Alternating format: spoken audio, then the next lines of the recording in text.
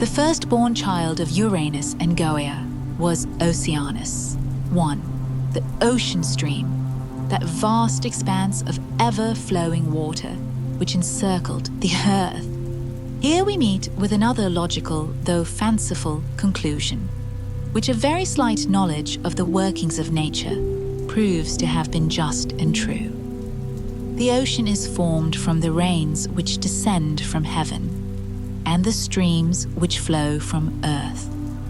By making Oceanus, therefore, the offspring of Uranus and Gaea, the ancients, if we take this notion in its literal sense, merely assert that the ocean is produced by the combined influence of heaven and earth, whilst at the same time their fervid and poetical imagination led them to see in this, as in all manifestations of the powers of nature, an actual, tangible divinity. But Uranus, the heaven, the embodiment of light, heat, and the breath of life, produced offspring who were of a much less material nature than his son Oceanus. These other children of his were supposed to occupy the intermediate space which divided him from Gaea. Nearest to Uranus and just beneath him came Ether, a bright creation representing that highly rarefied atmosphere which immortals alone could breathe. Then followed air, which was in close proximity to Gaea, and represented, as its name implies, the grosser atmosphere surrounding the earth, which mortals could freely breathe, and without which they would perish. Ether and air were separated from each other by divinities called Nephili.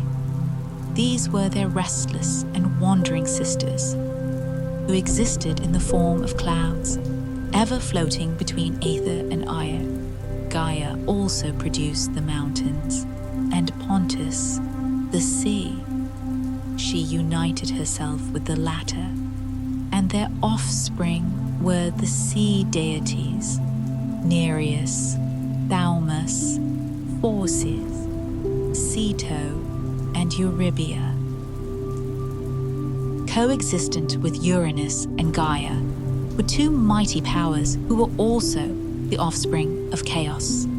These were Erebus, darkness, and Nyx, night, who formed a striking contrast to the cheerful light of heaven and the bright smiles of earth. Erebus reigned in that mysterious world below, where no ray of sunshine, no gleam of daylight, nor vestige of health-giving terrestrial life ever appeared. Nyx, the sister of Erebus, represented night, and was worshipped by the ancients with the greatest solemnity. Uranus was also supposed to have been united to Nyx, but only in his capacity as god of light, he being considered the source and fountain of all light, and their children were Eos, Aurora, the dawn, and Hemera, the daylight. Nyx again, on her side, was also doubly united, having been married at some indefinite period to Erebus. In addition to those children of heaven and earth already enumerated, Uranus and Gaea produced two distinctly different races of beings called giants and titans. The giants personified brute strength alone, but the titans united to their great physical power, intellectual qualifications variously developed. There were three giants, Briareus, Cottus, and Gyges, who each possessed 100 hands and 50 heads, and were known collectively by the name of the Hecaton Kyres, which signified 100-handed. These mighty giants could shake the universe and produce earthquakes. It is therefore evident that they represented those active subterranean forces to which allusion has been made in the opening chapter. The Titans were 12 in number. Their names were Oceanus, Ceos, Creos, Hyperion, Iapetus, Cronus, Thea, Ahea, Themis, Mnemosyne, Phoebe, and Tethys.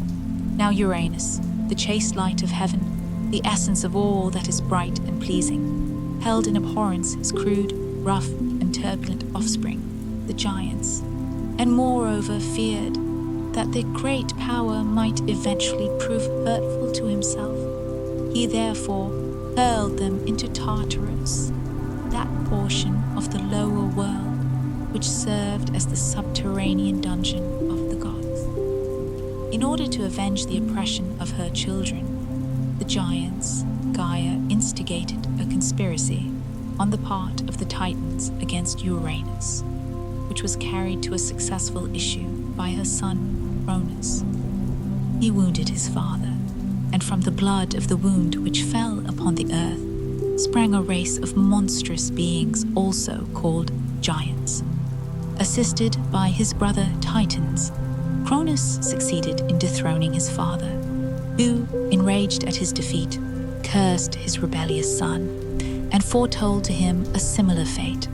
Cronus now became invested with supreme power and assigned to his brothers offices of distinction, subordinate only to himself. Subsequently, however, when secure of his position, he no longer needed their assistance. He basely repaid their former services with treachery, made war upon his brothers and faithful allies, and, assisted by the giants, completely defeated them, sending such as resisted his all-conquering arm down into the lowest depths of Tartarus.